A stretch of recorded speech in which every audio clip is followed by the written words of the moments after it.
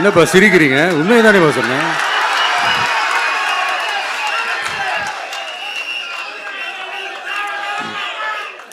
So இப்படி எத்தனை சக்திகள் எத்தனை பேர் வந்தாலும் திமுகவை வீழ்த்துறதுக்கு மாபெரும் மக்கள் சக்தியான நம்மளால் மட்டும்தான் முடியும்.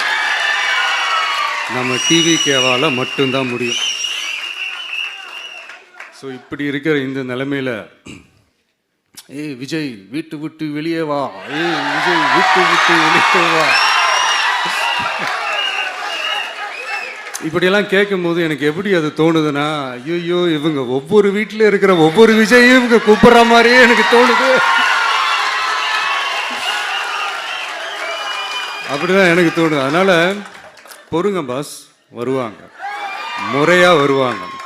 ஓட்டு போடுற அன்னைக்கு ஓட்டர் ஐடியை கையில் எடுத்துக்கிட்டு ஒவ்வொரு வீட்டில் இருக்கிற ஒவ்வொரு விஜயும் ஒவ்வொரு விஜயும் பூத்து பூத்தா காலையிலே வந்து நிப்பாங்க பாருங்க. அன்னைக்கு தெரியும் பாருங்க, ஏண்டா இந்த விஜய கூப்பிட்டோம்.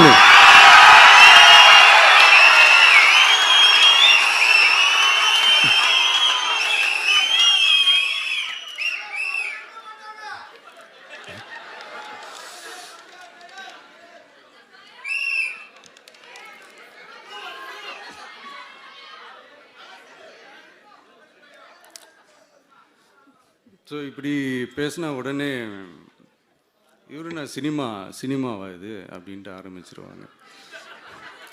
நான் சினிமா விட்டாலும் நீங்க சினிமா விட மாட்டேங்கிறீங்களேப்பா.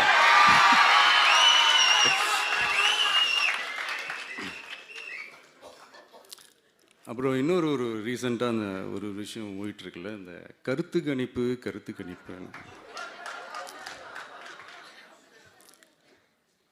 அதில் நிறைய பேர் உண்மையான கருத்து கணிப்புலாம் சொல்கிறாங்க. அதையும் நான் தப்பு சொல்லலை. சில பேர் கடுப்பில் விட்ட கணிப்பாகவும் இருக்குது,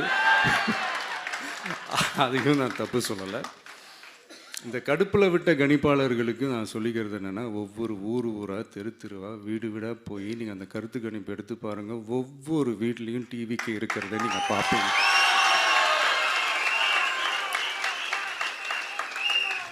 அப்படி சப்போஸ் உங்களுக்கு அது ஷாக்கிங்காக இருந்துச்சுன்னா ரப்பர் வச்சு எல்லாத்தையும் அழிச்சிட்டு மறுபடியும் முதல்லேருந்து எடுத்து பாருங்கள், அதே ரிசல்ட் தான் வரும்.